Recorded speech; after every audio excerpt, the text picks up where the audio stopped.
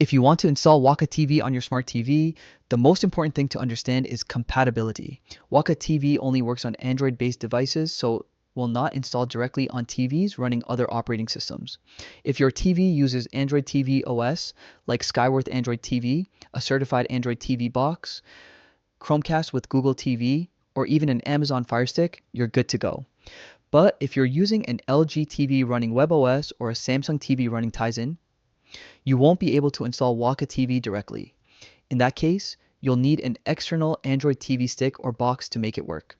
Once you have an Android compatible device, the installation process is pretty simple.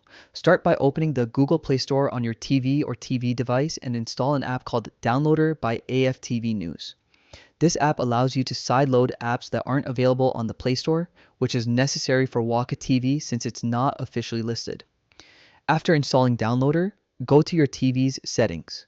Open Device Preferences, then go to Security and Restrictions.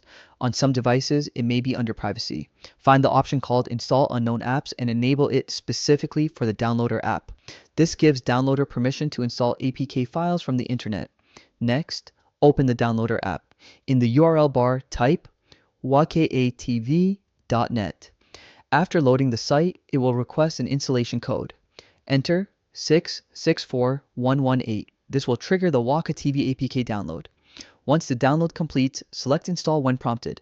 After installation finishes, simply open the Waka TV app, log in with your account details, and you're ready to use it.